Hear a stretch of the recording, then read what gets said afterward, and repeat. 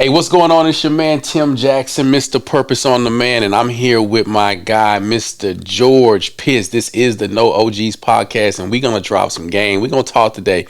Y'all know how I feel about having conversations with people who are really bringing something to the table, and I feel like right now, there's nobody out there that's really teaching us the game. All the old heads are out there reliving those old stories back in the 90s when they were somebody, and now they don't have shit to show for it, so they out there telling those same stories.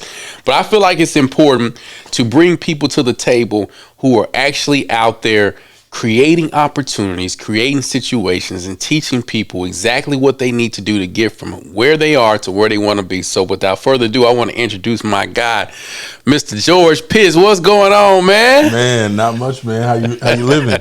You know what, man? I can't complain. I met you. So you had a speaking event with Henry Washington in Arkansas, in Central. Is that Central Arkansas? Northwest Arkansas. Yeah. And man, I saw the roster. I said, I want to go hear what these guys got to say. And I actually flew out there from Dallas, met you out there, man. You were definitely one of the coolest people on the panel. Like when I watched everyone present, out of all the presentations, it was you and Dre.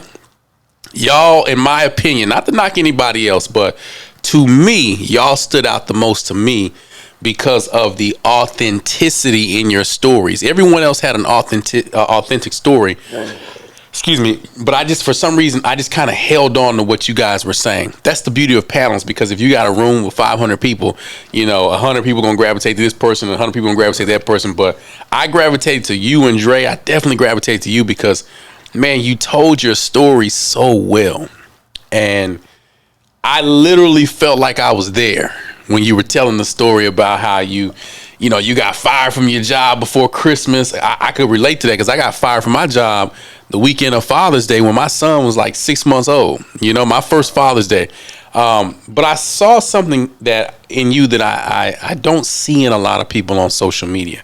One, I saw this level of consistency that I don't think I've ever seen before in my life. Like I watched you, I was following your page, and it was like every week, every 2 or 3 days, you've been like, congratulations, I got the 5,000. Thank y'all for getting me the 5,000. I just got the 6,000. Like it seemed like one week you went from like 6,000 to 9,000 followers, and you weren't doing anything special. You were just being consistent, and you had a formula. I want to talk to you about that today because so many people watching this podcast really want to change their life, but they don't have a formula. And I just want to talk to you about why it's so important to actually have a plan rooted in a purpose and then to execute that plan. Take it away. Man, having a formula, I tell everybody that, having like a system, having a strategy in place is what builds your confidence. Because what it is that when you actually have something that that works, you're confident that if you go out and do the work and execute it, it's going to come to play. So for me, it was just figuring out, what does work. You know what I'm saying? So I invested into this training. I bought this particular ebook. Then I just started, you talked about this the other night when you were on the thing. You were like, go follow people, even if you don't like them or that are totally different from you, and see what they're doing. That's like a life hack. That was a life hack for me, bro. To follow people that I didn't like or I didn't know about or who I didn't even believe in their philosophies. Exactly. And I'm going to tell you what I did. I started following our counterparts. And I said, okay, these are the people that are casually getting 10, 20, 30,000 followers. They're casually making 7 figures a month. Casually.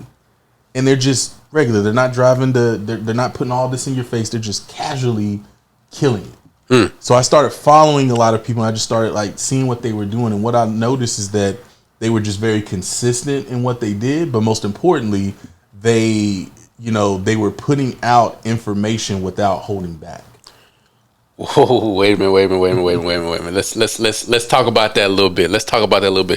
Tighten your mic up. I want to make sure they hear this. Bring it up a little bit closer to you. No. Just like that. Because they need to hear this. Because you said something, and I don't think a lot of people caught that, but they're gonna catch it, right? You said they were casually making 7 figures a month. They were casually growing their page.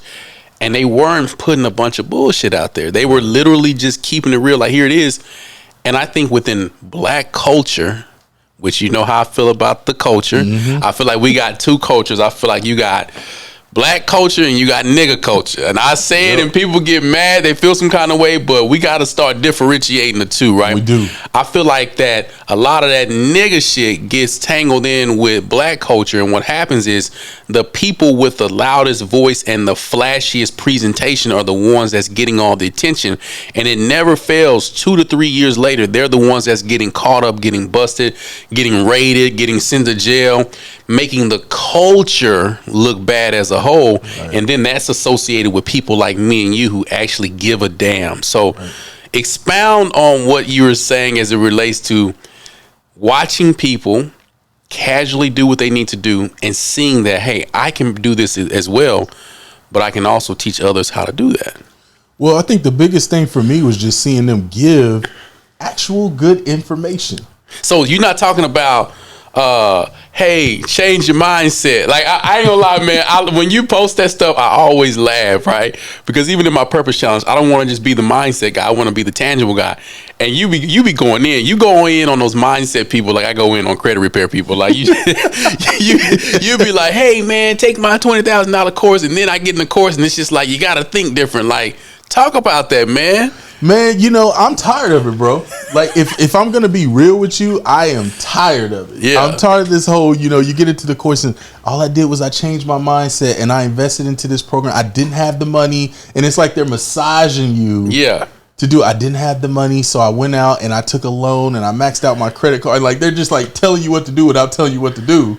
They give you just enough. Just enough. Like, and I was able to generate $100,000 in my first month. See, and then they're showing you this, and I bought this, and then, you know, then I was able to get a G-Wagon, and I was able to retire this, and then, like, so then, bro, please don't get us started on the G-Wagon hustle, bro. Don't get me started. And not now, person's got one, because you can't even get them right now. Like, you can't. You know what I'm saying? Like, anyway, like you literally can't get them right now. You can't get them. Yeah. And that's what a lot of people made 6 and 7 figures on making people believe that, hey, if you buy this, it's going to show you how to get a G-Wagon with just an LLC, no income.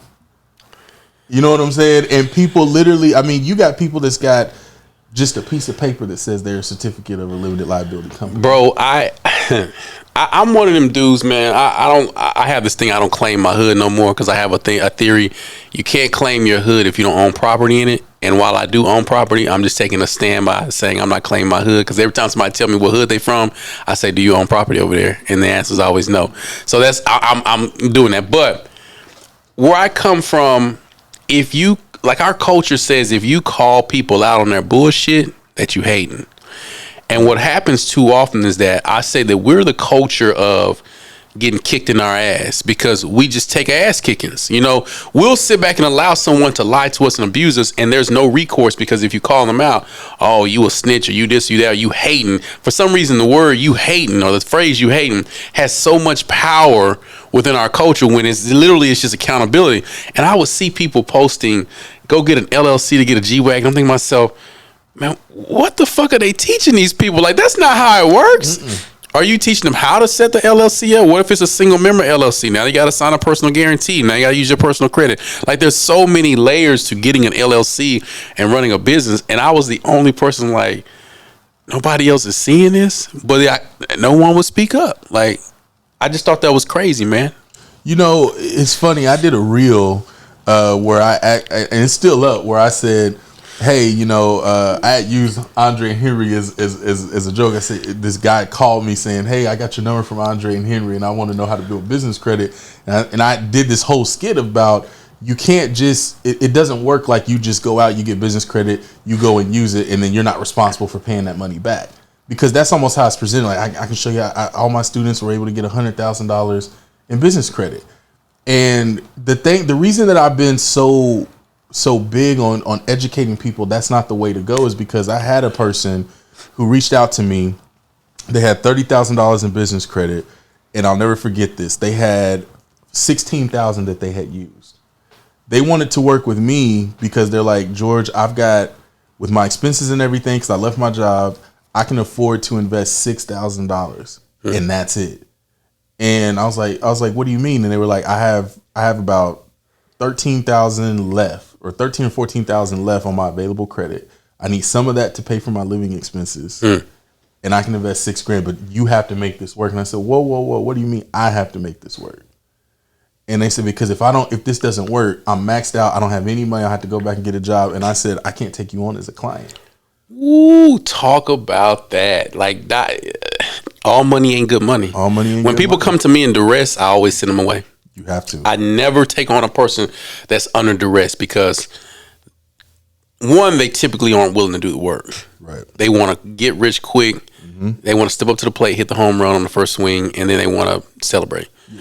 When you come to me under duress, I tell people, no, go to someone else. It's not that I don't believe in you. I just know how this ends. You know how it ends, and like I said, she literally told me, if you don't, you have to make this work. Like, what do you mean? For $6,000? I have to make this work. You know what I'm saying? Like, I don't need that $6,000. And if I wanted to make something work, pause for a business. second. What you say? You don't what?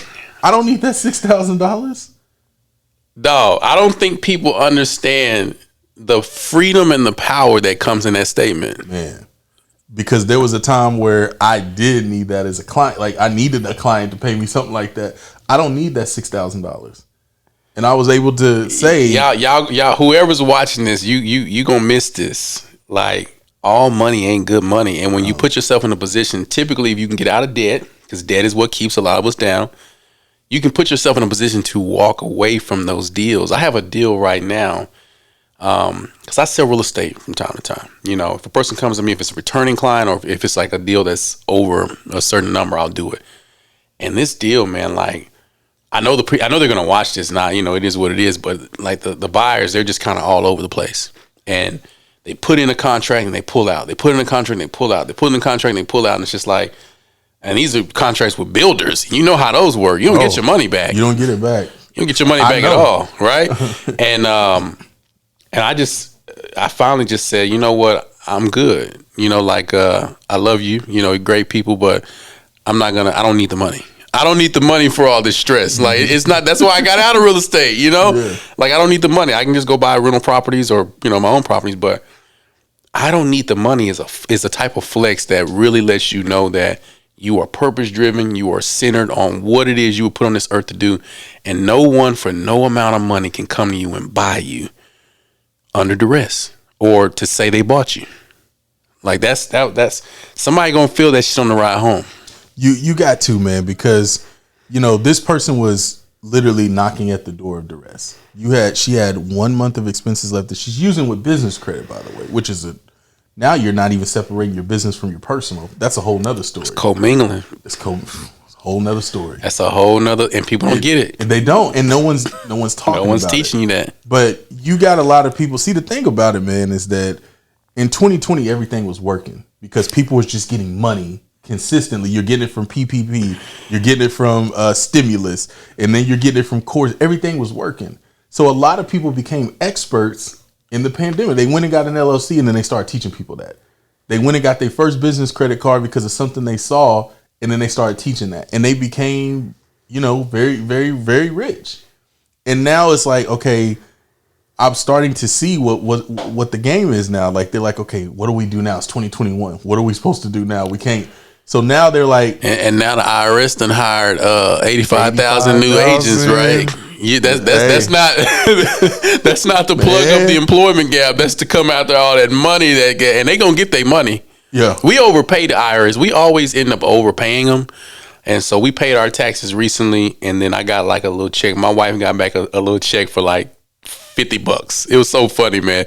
And I got a check for like $50, and I got another one for like $200 or $300 because my accountant always tries to send a little bit more to cover any type of mail delays and stuff like that. But they back to work. They back to work, and they're stronger than ever. 80,000. Bro, I saw this meme where it was like they were like it was like Star Wars. It was like the IRS. I'm gonna send it to you. It said IRS orientation. It was like the Star Wars people, man. Bro, they finna come. They finna come. Let me tell you what they're gonna do. They're gonna spend the rest of the year training those people. It's gonna be quiet. They're gonna be hiring people for the rest of the year, and they're gonna be training people for the rest of the year. It's a lot of people in Dallas getting them jobs too. Yeah, and it's gonna be for the next tax year. So when people file those taxes next year, you better believe there's going to be a lot of flags Because you got to understand, there's even people out there that are giving bad game on how to do your taxes, on what write-offs are, and different things like that. And it's like, I don't come out as an expert in business credit, even though I know how to build it. I don't come out as an expert as a tax person. You know, I got an accountant for that.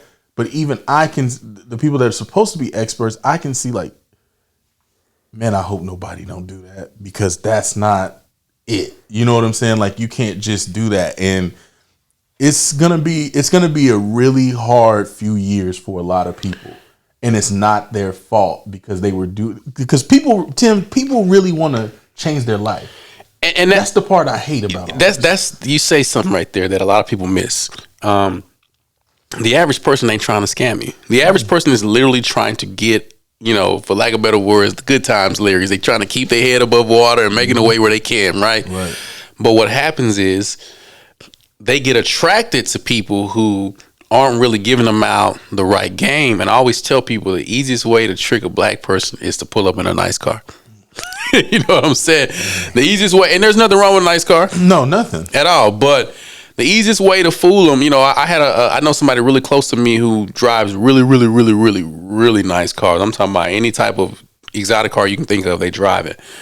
And he said the reason that he does that is because it gets him more business. He says people that would never talk to him ever will see him in a parking lot and say, hey, man, what do you do for a living? Like, how can you afford this car, being a black man, essentially, you know?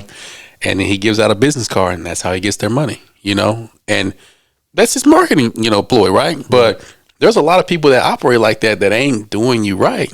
And you don't know these people. No, you don't. And you know, I hate it for people, because like I said, we're in a time where people like us are waking up, and they know that there's better out there, and they want it so bad.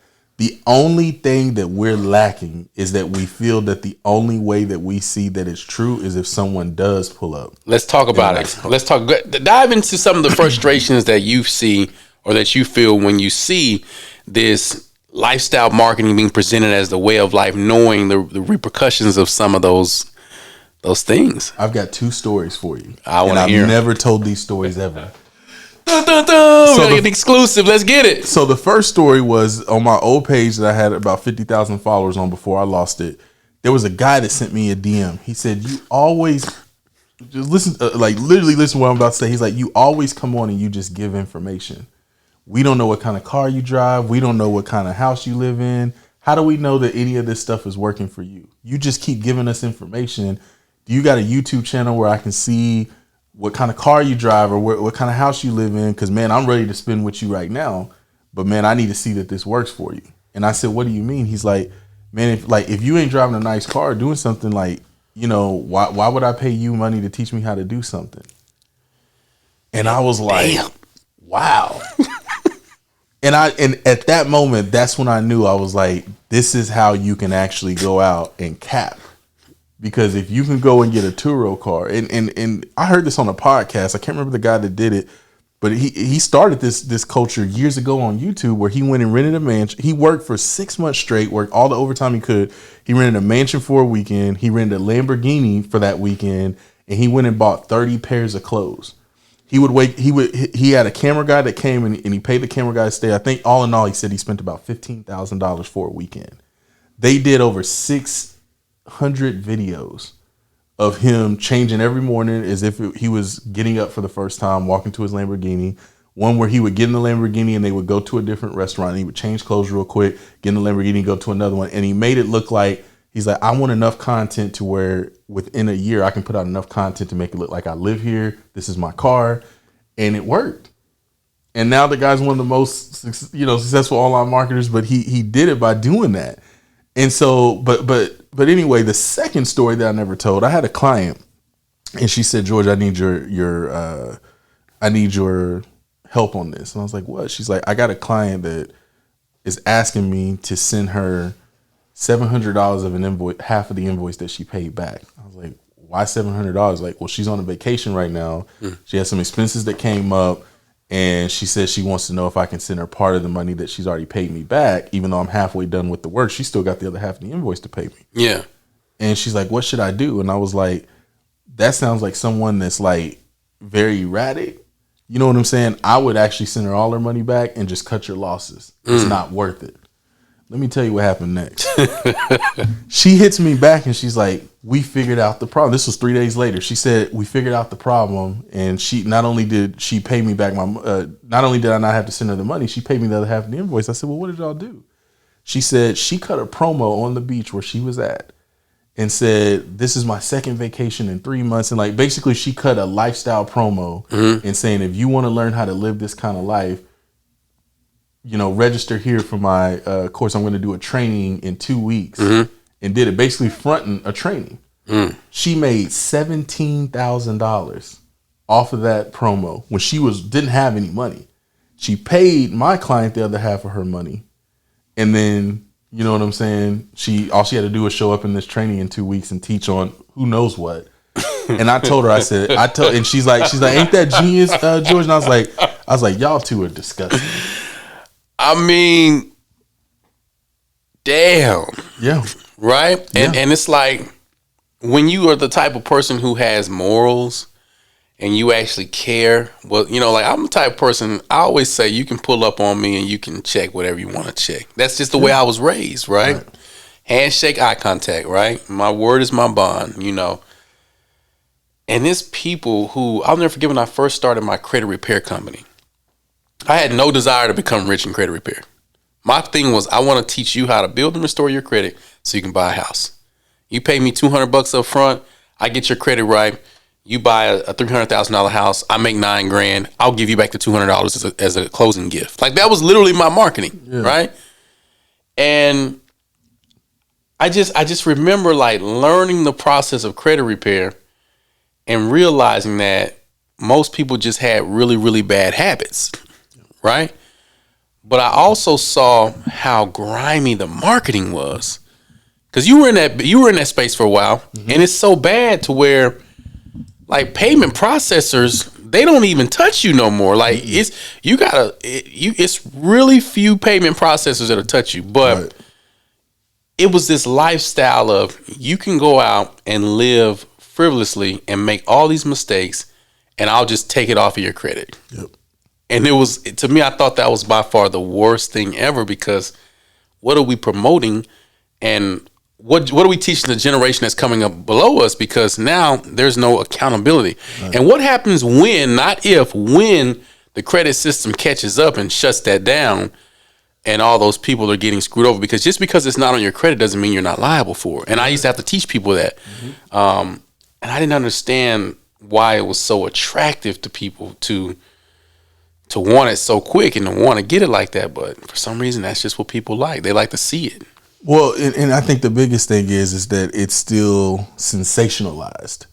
Because what they do is they tell you, I got this card right here, they gave me $25,000. I got this company right here, they gave me $10,000. So when you add it up, all a person is thinking is, if I can get this person to fix my credit in 3 months, I can get my hands on $30,000 to $50,000. Right. I can run it up. Yeah. And I can go right back to that person and fix it again and do it again. So everybody's looking at this stuff as free money. That's not a long-term play. It's not. So what happens is, because you don't know how to, you know, like, whenever I learned about credit, it was because I was tired of paying people that didn't fix mine. So I wanted to learn how to do it so I could fix it. The best thing about me doing it that way was I learned how credit worked. And once I learned how to do it, I've never had bad credit since. I pay my bills on time. You know, I don't have to worry about that, right? That's not going to be a long-term play. So what happens is, when the credit bureaus do catch up, because they're closing loopholes now. Oh, they closing. You know what I'm saying? There's all these different FICO versions, FICO 8, FICO 9, FICO 10, and they're always redoing it. And so what happens is, FICO 10 about to change the game. Man, FICO 10 finna apply some pressure. Yeah, it is. It's gonna be bad, because I remember when I was studying FICO 10 when 2020, you know, around 2020, when they were looking at releasing it, and you know, there's gonna be a lot of people that their scores are gonna go down the moment that goes into effect, because the way it calculates your score. And so if you don't know how to if you don't know how to manage your credit, you're gonna get in a position where you can't do that no more. And when you can't do that no more, now it goes back to what it was before we learned how to fix credit. You're just going to have generations of people that just are used to not having good credit. And Tim, you know just as well as I do, it's expensive to have bad credit. It's expensive, bro. When I worked as a loan underwriter, underwriting cars, man, it was one of the worst jobs I ever had because I realized I was in repossession at first. And I was like, man, I'm taking these people's cars. They can't afford the cars. I want to get on the other side. I want to help people get into a car, right? And I realized that being on that side of the game was actually worse because now I got these people who have horrible credit getting into these cars. I mean, 19, 20, 21, 22. Some states let us do 24% interest rates because it's based on your state. Yeah. Whatever your state determines as a predatory loan, essentially is what a predatory loan is. Wow. And so I'll never forget I did a 24.99% interest loan on like a Kia Sorento. And I'll never forget that payment was like $770. And I did another loan on a Benz and their payment was like $400. And I was like, I got to start teaching people about credit, man, because when you go to the dealership, they're not asking you how much you make. They're asking you, what can you afford? What can you afford? And a lot of people trading in cars, rolling it in. It's like, well, I just got this new loan, or I just got this new job, so I can afford it. And I can afford it is keeping people super broke. And I don't think people understand, like what all credit, like credit is becoming a discriminator now. Instead of saying, I don't want to hire you because you black, or I don't want to do this because this, they just say you got bad credit. Mm-hmm. And when I worked at the bank and I was a hiring manager, I saw that over and over and over, where I would go through a whole interview process with someone. I would recommend them for hire. The new hire class would start and they wouldn't be there. And I would call HR. I'm like, hey, what happened to John? Oh man, we ran his credit. We can't bond him.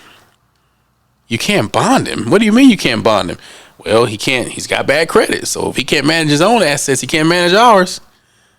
You know what I'm saying? Mm-hmm. Yeah. And this is like the person, the grown up, the 45-year-old man with 3 kids, a wife that needs that job. that needs that job. And there's a kid that's fresh out of college who, ain't never experienced life before, still living at the house, having a good life, if you will. And they got like a 600 credit score, but they don't have anything bad on it. Right. So then it's like, all right, man, like we got to start teaching our people this, because the older you get, the more harder it's going to be. Yeah, in 2020, because me, man, I'm a stats guy. I'm always going to find the stats, because you ain't going to catch me slipping like, oh, he's out here just saying whatever. I got a stat for you, and I got a source for you. And, in 2020, man, 29% of private companies did credit checks in addition to their background checks. Now, that's still relatively low, because there's still, 71% of companies that don't. But they're projecting by 2030 that over 70% of private or publicly traded companies will adopt a credit background check in addition to their background, because the government does. 29% is damn near a third. True. That's a lot. That's still a lot. But just wait till it's 70%. That means you could go to a call center to get a job. And they're going to run your credit. And literally they can say, yep, because the reason the government does it is because they say if you got a lot of credit problems or financial problems, they feel that you would be someone that would sell private government information to foreign entities. Bro, when I started studying credit, I'm sure you know this too, your credit score tells literally everything about you. Everything. It damn near tells like what your life is going to be like. Like they can project based on your credit score if you're going to get divorced. They can project like where you're gonna be, like how much money you're gonna be making in the future. Like there's so much stuff that goes into that credit score. There's so much psychology that goes into your credit score that we don't even know about as consumers. But that's how they base it. Even the projection, like a creditor can look at me and you and project, okay, based on what Tim and George's spending habits are, I can project that he's gonna make this much money. Case in point, when I got this new studio, they had to run my credit. And so they made me state my income on the application. And so I stated, my income, and I never give my full income ever. And I kid you not, I actually think I posted this online. It came back, on the application, person makes more than what they stated. I can show that to you. It was like, income is higher than stated. And I was like, these credit bureaus know everything about you based on your spending habits. Like American Express Platinum doesn't even have a limit, and they base it on your spending habits. So you can run that card up And then they'll eventually cut you off based on your projections. But people don't understand that. They just look at that $495 a year fee, but they don't realize that these people are studying your habits. Every time you click on something, they're looking at your cookies. They're seeing what you're buying. Right. They're looking at your Amazon purchase. They can tell by the shit that you buy what type of consumer you are, and all that is tied back into your credit. Yep. And it's companies do that. That's why personal information is so valuable. Everybody's always like, "Oh man, Facebook's free, Instagram's free." No, what you say? If it's free, what? You're the client. You're the client. You're the consumer. You're the product. You're the product. That's what you said. You're trading. You said if it's free, you're the product. You're the product. Like, damn. Yeah. And I study this stuff, man, because I read a lot. I read a lot of articles. I do stuff that all of us should be doing. Right. And what you'll learn is that when you start to kind of learn the game and you learn how all this works just from an economic standpoint, right? Because we have economics that are tied to like just, you know what I'm saying? Like an economy. But now you've got digital economics that no one talks about. Social economics. And that's a whole different economy because you do more in social economics than you do in just regular economics. I don't know where I was reading this, but they actually, there's certain factors that study how impressionable you are on others on social media. Wow. You know what I'm saying? So if they're factoring if people actually list, this because you were supposed to be, you're the guru, right? And I think you taught me this, whenever people get hit me up, hey, you want a promo? I always go and look at their views on their reels. Yep. Right. And I'll see a page that has 1 million followers, but I'm getting more views on my reels than they're getting on their reels, right? Right. And then I'll see a page with 100,000 views almost every reel. They have a social print that people actually pay attention to. They track stuff like that now. Mm-hmm. This person is actually a person of influence. Even the reels, the new reel systems is based on how much influence you have. Right. You don't become eligible for it until they see that people are actually watching your reels. Right. And it's I don't think people understand I don't think people understand that, man. I don't think people understand the role that they're playing in how data is being collected and how everything's being shaped based on the way they're collecting data. And, I don't think they're understanding the full potential and opportunity that they have. Let's talk about it. Because when you're so impressionable, you're not a person of influence. I was listening to this sermon by Dr. Miles Monroe, and he said something that just stuck with me since I've heard it.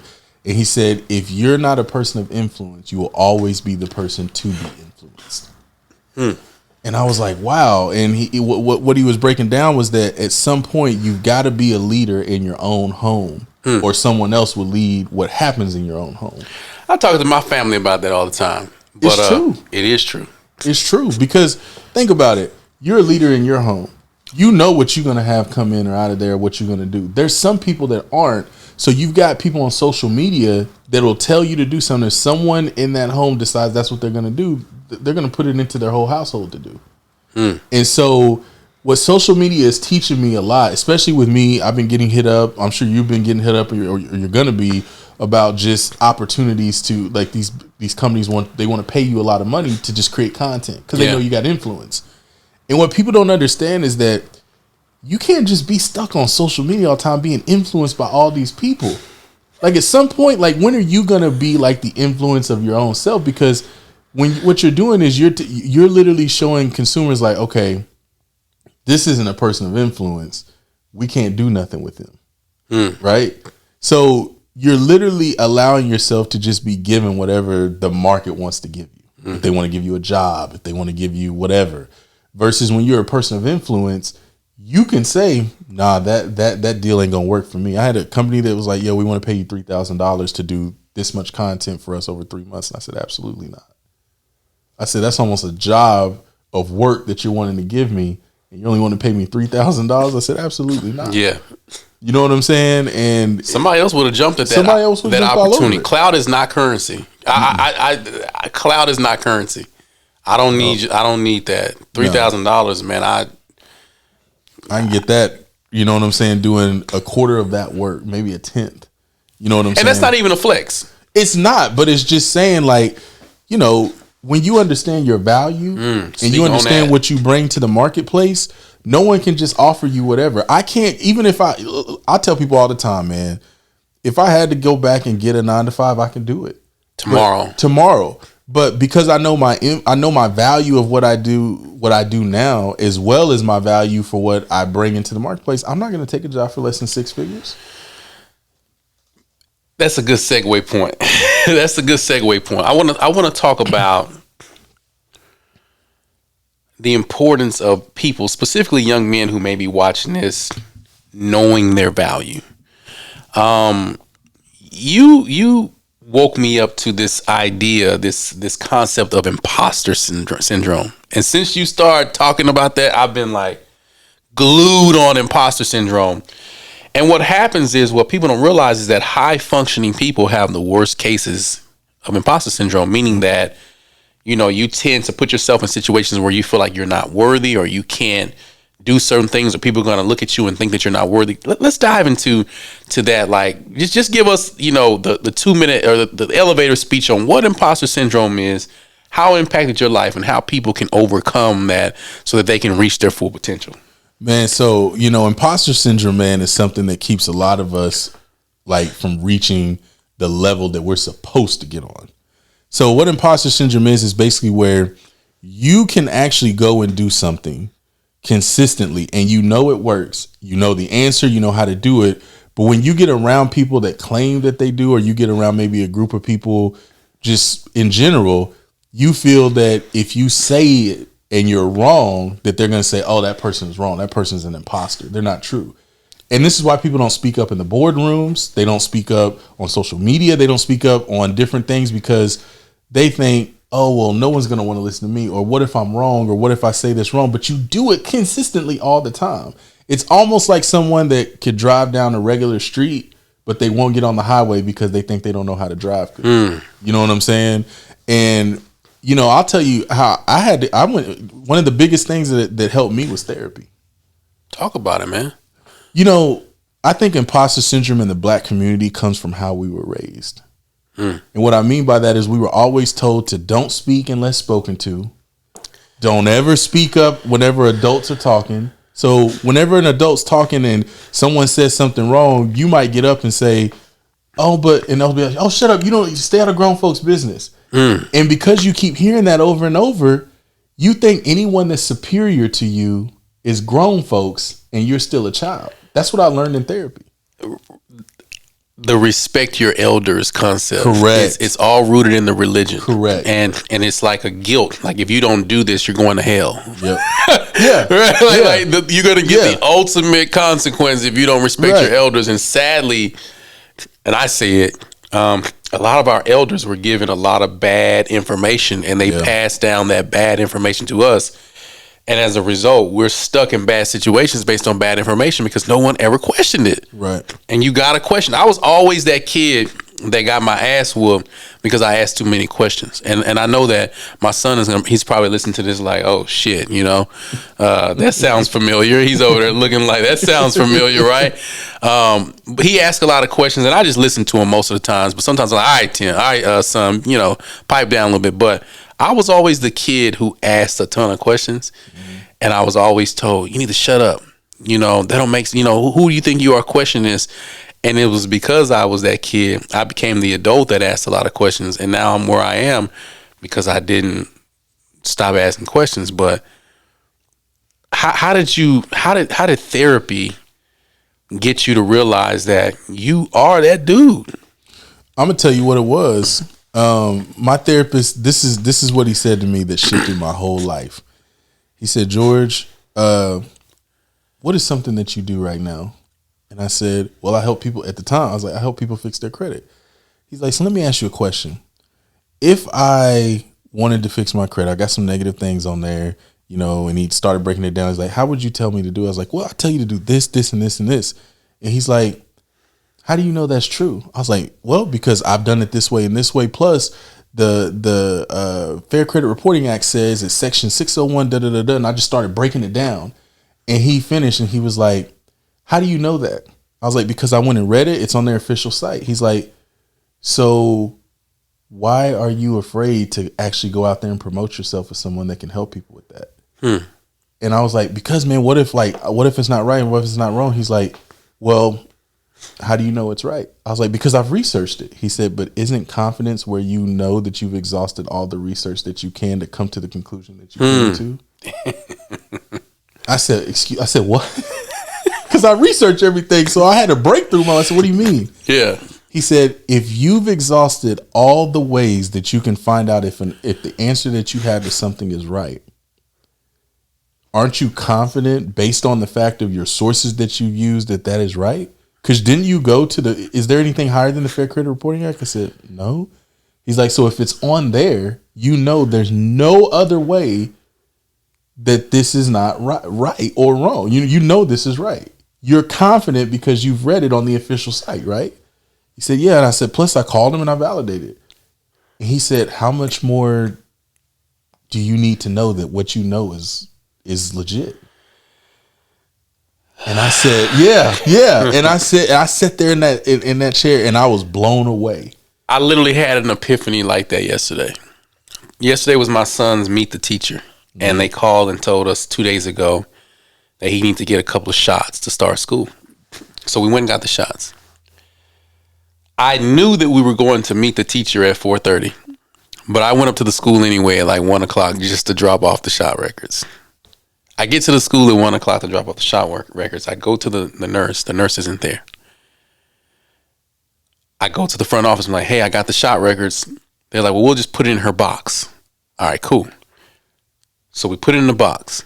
We come back to meet the teacher, and it's like we're walking around. We're getting ready to leave.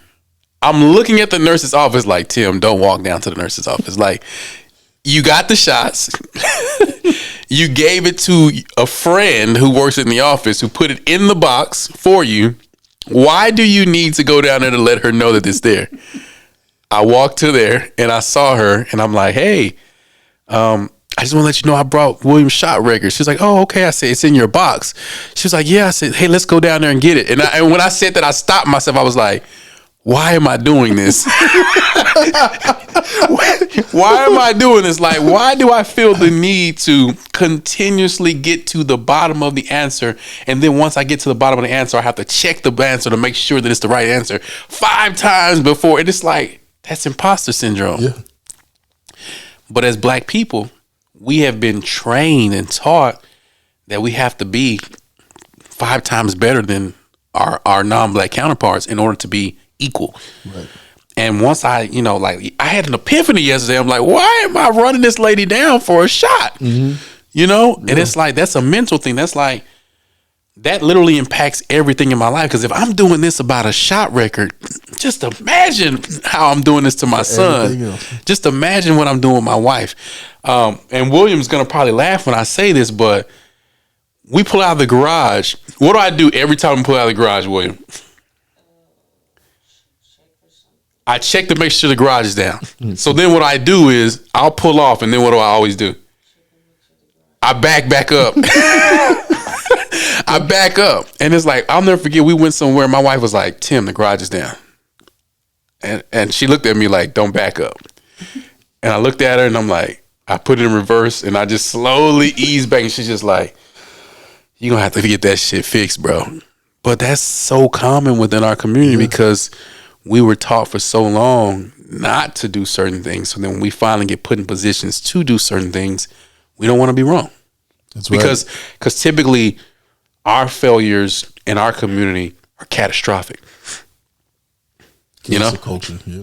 Like if we fuck up, we lose all our money. Everything. If we fuck up, there's no recourse to, like, you have to go away, right? And that kind of contributes to that whole imposter syndrome because, you don't want to fuck up in as much. And I'm a history major. I have a master's degree in history. So, I'm just like you when it comes to that research. I'm going to read it 50 times. Yep. But at what point in the game do we say it's good? And there's so many people watching this right now who struggle with that. It is. And I'll tell you, the biggest thing that I would tell anybody to do that struggles with it is you have to just put it out. You have to just be confident in what you say. And you've got to be willing to just say, if it does come back that it was wrong or was slightly wrong, accept the fact that, hey, I messed up on this. I think whenever you can actually have accountability for what you may have been slightly wrong in, people tend to respect that more. The problem with a lot of us is that we don't want to be wrong so much that two things happens. We either never put it out, or we continue to argue down people of why it's right, even though they presented multiple ways of like, yo, that wasn't 100% true. And it's just saying, you know what? Actually, you're actually right. I didn't think of it that way. That's my ain't that what we talk about, son? Like when people say stuff, I say, you know what? I never thought of it that way. And you know what? That's something to consider. Yeah. Like, I don't have to tell you, no, you wrong, because I talked about that on my live last night. Like, it's okay to be wrong, or it's okay to accept another theory. Like, two things can be opposite and be correct. Right. You know what I'm saying? But we're taught that it's got to, like, I don't know if it's the way we were raised, and it's not just black people, because when I talk to people from other races, it's simpler in other cultures, like patriarch or matriarch, whoever's the head of the house, whatever they say goes, and that's it. No, you can't push back. Right. But we take that into our businesses, and we take that into our relationships, and we take that into our life. And I'll never forget when I went to counseling years ago, my counselor said, you have to look at a relationship, a marriage, anything that you're starting new, you have to look at it like a new child. And he said, you know, would you let your 3-year-old drive your car? I was like, no, I would never let my 3-year-old drive my car. That's stupid. He said, well, why do you expect for someone that you've been with for 3 years to understand you completely? Like, you have to literally graduate every single year. Even if you've been married to somebody for 15 years, there's still things that they don't know about you. There's still things that it's just not going to make sense that when you do stuff. It's a lifelong commitment because it's a process. And man, when he said that shit, I was like, I would never let my 3-year-old drive my car. So why am I tripping? Because, you know, one thing me and my wife used to butt heads on, and she would always ask me, are you sure? I'd be like, hey, yeah, I'm trying to, you sure? Or, hey, Tim, do you want something? I'm like, yeah, I'm good. You sure? Like, she would always say, are you sure? And I hated it to the point, like, you know, when we were dating, like, we almost broke up behind that. Oh, man. Ain't that petty? It's super petty. Because I'm super petty. She said someone, and I said, stop asking me if I'm damn sure. I know, you know, because to me, it's like, once you ask me like that, it forces me to second guess, and I hate having to second guess. Yeah. So that was my... you laughing. That was my thing. Like, I hated to have to second guess, and her thing was, I want to make sure you're good. So her love language is making sure that everything is right. Right. And my love language is, you tell me once I do it, I'm gonna do it. Yeah. And we literally had to sit down and have a conversation. And one day I said, you asking me am I sure is not being disrespectful. It's you making sure that everything is good. Whereas I'm a military guy. You give me the order, I execute. When you ask if you're sure, that's going to throw the mission off. Because now when you second guess that mission, that's how people get killed. Mm-hmm. And we literally had to come to that conclusion. That combining the whole 3-year-old thing is like, damn, like, let people work in their space. Yeah. And just understand that sometimes that it doesn't have to always be your way. And when you said to admit when you're wrong, like, just accept that you're wrong. It's okay to make that mistake. Like, over time, people come back and be like, I respect you because you were actually man or woman enough to say, oh shit, I got that wrong. But let's apply that and also do this. Yep. So. Yeah. And you know, I think if you do that and you own it, it's hard for someone to kind of tear you down at that point, because I remember I had posted something and it had something to do with business, and I was wrong about a particular part of it. And instead of just putting it in the comments and replying to the person like, yeah, you're right, I actually went and did a video on it and put it out. Said, yo, my last post, I said this, this, and this. That was actually a little bit inaccurate. It should have actually stated this, this, and this. I got these two things mixed up, and that's what made it seem like, oh, he's talking, you know, that's completely wrong. And it wasn't that I was intentionally wrong. It was just that I used two things that were similar, and this is what it came out with. So for all you all, and I owned it.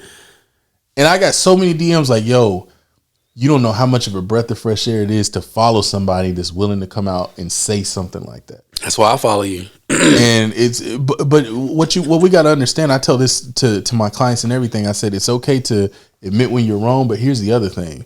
It's okay to admit when you don't know something. Oh, gosh. Let's go down that rabbit hole. Yeah. When I used to, I had a brokerage, and I had agents working for me.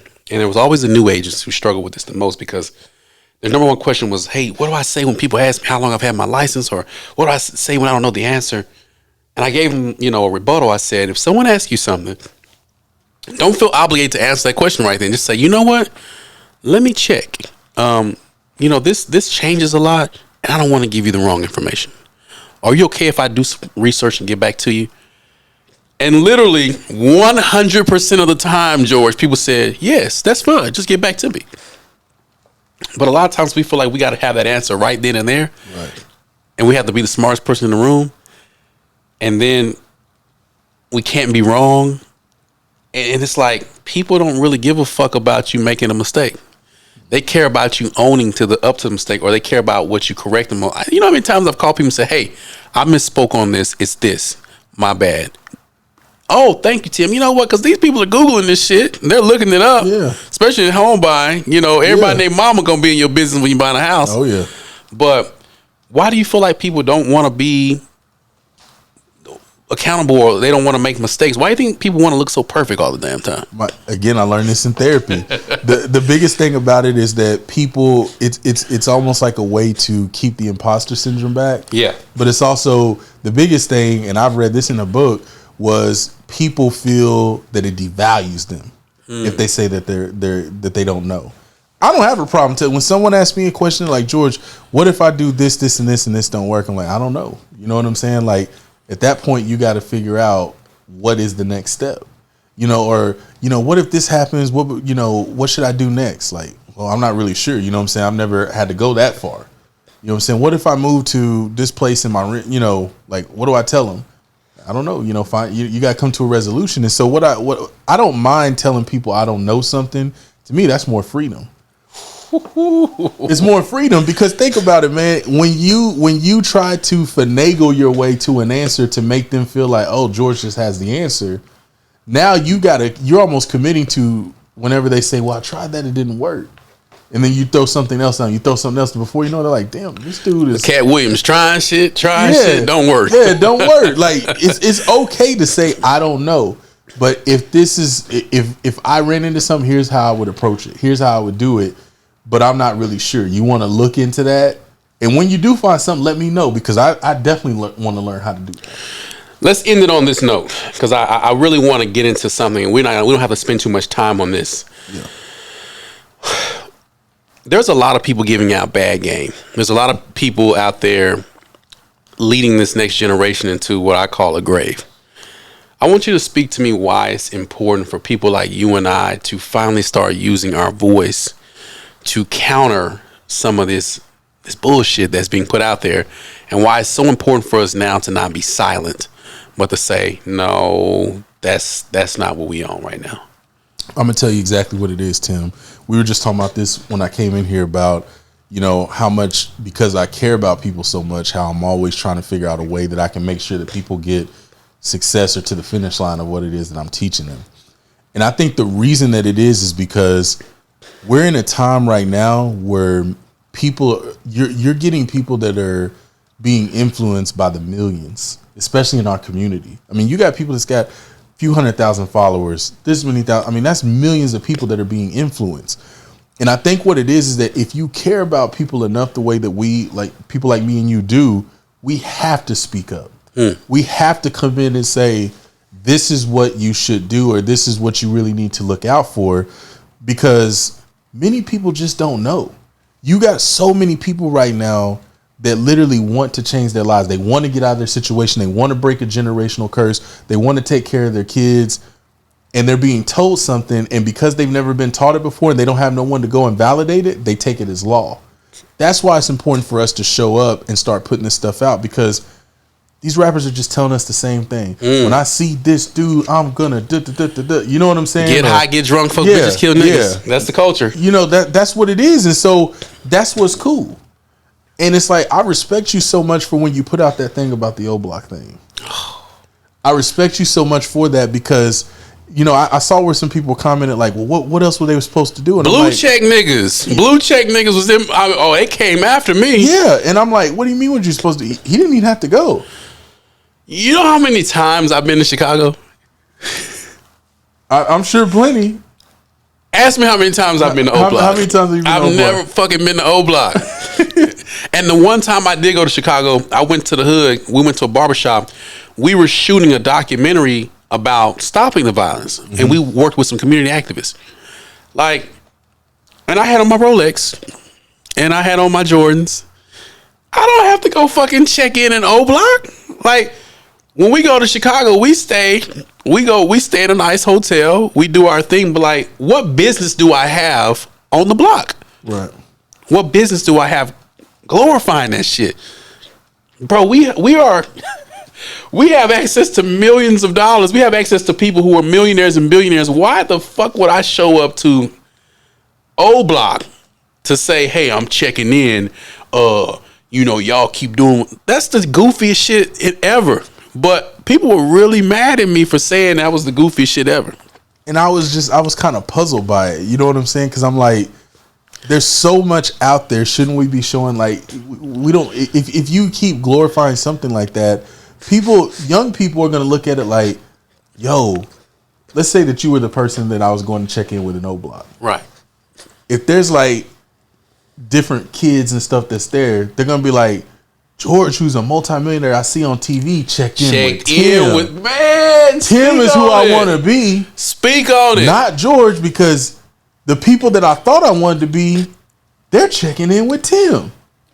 So if Tim is slapping people and drugging people and doing all this stuff, killing niggas, right? But you got Michael Jordan checking in with you. You got Shaq checking in with you. You got Rick. I'm just all these throwing out some right. You think they're gonna be like, dang, if all these people that we like and that we see, we wear their jerseys, are checking in with Tim, the guy that we need to do whatever he says, bro. But people don't see it like that. They don't see it like that because nobody's showing them that. When I go, like I said, when I go talk to kids at white schools and ask them what they want to be, it's always a doctor, a lawyer, engineer, mathematician, something like that. When I go to the black schools, it's always, I want to hoop, I want to, do this, do that, sing a song, do a dance. And me and William were talking about that. I said, what do you want to do when you grow up? He said, I want to be an attorney. I said, so now it's my goal to make sure that with our new podcast, you interview 5 attorneys. Like, we're going to have you interview 5 attorneys. That's what I'm talking about. You see what I'm saying? Yeah. Because once you see it, you can become it. Right. It's that simple. When we took our boys for Real Youth Mentoring, we took them on a trip to Memphis, Atlanta, and Birmingham. We stayed at a mansion in Memphis. We stayed in a high rise in Atlanta where all the boys had city view rooms. We drove Mercedes-Benz Sprinter vans, bucket seats. We came back, 10 of the 15 kids, some of them had never even left Dallas before. They're still honor roll students to this day. You know why? Because they saw something that they had never seen before. And now it's like, there's a whole nother world out there that don't involve, it doesn't include me having to go check into a fucking neighborhood where it ain't nothing but destruction. And it's our job to save it. And if they don't want our help, then why the fuck am I checking in with you if it's like, we got to continue this bullshit. If I come and pull up in your neighborhood, best believe I'm offering some resources. Hey, man, we got this credit course. It's free. Hey, man, we got this business course. It's free. Hey, come up here. We want to do this. I'm not checking in to glorify no stupid shit. Because them same people saying, yeah, man, check in, are the same niggas hollering, rest in peace, long live such and such. I can't believe why we got all this senseless violence. You know why the fuck we got senseless violence? You glorifying shit like this. Yeah. But if I say it, oh, man, you tripping. Come on, man, it's the culture. Man, fuck the culture. You know how I feel about that. Oh, I know how you feel about it. I've seen you talk about it. You know how I feel about that. We the culture. The new culture is right here. Right here. The new culture is men coming together, having these types of conversations, showing our families, showing, how we make money the legit, the legal way, not giving you a bunch of bullshit, not selling you shit that we would want people to sell our kids. That's the new culture. Right. Glorifying all this bullshit, that's not culture. No.